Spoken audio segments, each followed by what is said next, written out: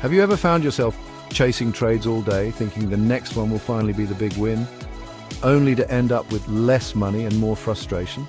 You're not alone. Overtrading is one of the biggest mistakes traders make, and it's a silent profit killer. Hi, I'm Sourav, and welcome to SmartSourav, your go-to channel for mastering trading psychology.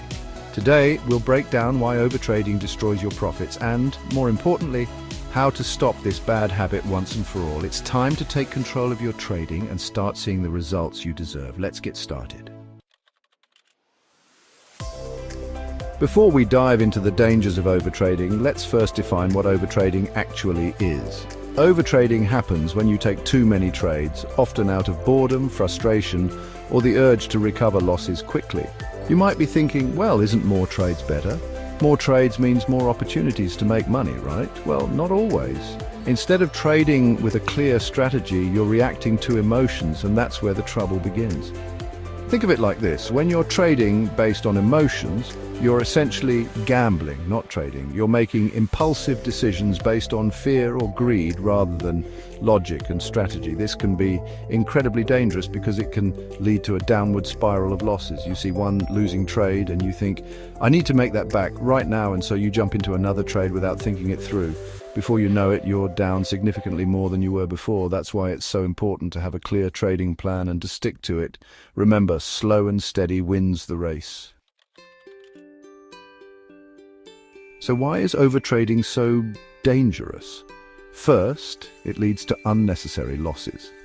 Not every setup is worth trading, and by entering too many positions, you're increasing your chances of making bad decisions. Think of it like a basketball player taking a shot every time they touch the ball. Even if they're not in a good position to score, sure, they might make a few baskets, but they're also likely to miss a lot more than they make. The same goes for trading. If you're constantly entering trades without careful consideration, you're bound to make more losing trades than winning trades. Second, it causes mental exhaustion. Trading requires focus, and overtrading drains your mental energy, making you more prone to mistakes. Imagine you're running a marathon, but instead of pacing yourself, you sprint the first few miles. Trading is very similar. Chapter 3. The hidden costs of overtrading. We've talked about how overtrading can lead to unnecessary losses and mental exhaustion, but there's another danger that many traders overlook: the hidden costs. You see, every time you enter or exit a trade, you're likely paying fees and commissions. These costs might seem small at first, but they can add up quickly if you're constantly trading.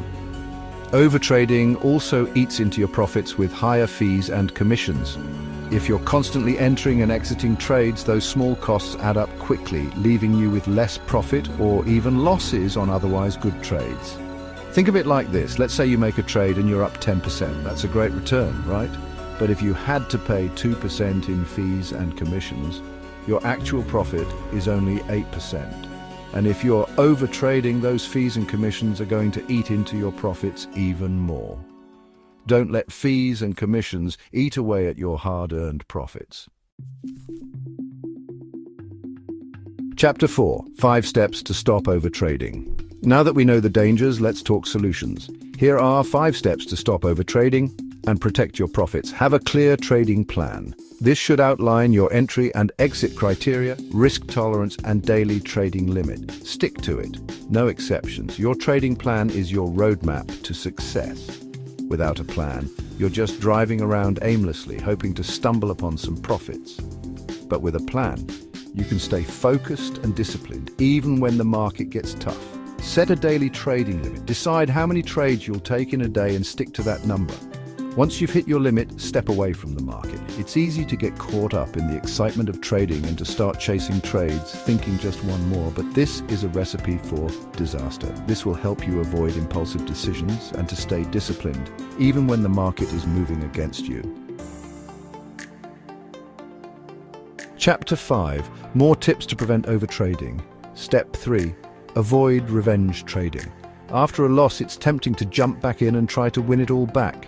But this emotional reaction often leads to even bigger losses. Revenge trading is one of the most dangerous habits a trader can have. It's driven purely by emotion, and it rarely ends well. When you revenge trade, you're essentially letting your losses dictate your trading decisions, which is a recipe for disaster. Instead of trying to win back your losses immediately, take some time to cool off and to analyze what went wrong. Learn from your mistakes and come back to the market with a clear head. Step 4. Take breaks. If you're staring at your screen for hours, you're more likely to overtrade. Schedule regular breaks to reset your mind and reduce impulsive decisions. Trading can be mentally exhausting, especially if you're constantly glued to your screen. That's why it's important to take regular breaks throughout the day. Step 5. Track your trades. Keeping a trading journal helps you identify patterns and bad habits. Outro final thoughts. To recap, overtrading happens when you trade too much, often due to emotions, and it can wreck your profits. It leads to unnecessary losses, mental exhaustion, and higher fees and commissions.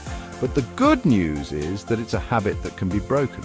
By creating a clear trading plan, setting limits, and tracking your progress, you can break the cycle and become a more disciplined trader. If you found this video helpful, hit that like button and subscribe to SmartSourav for more trading psychology insights. And tell me in the comments, have you ever struggled with overtrading? What helped you stop? Let's discuss.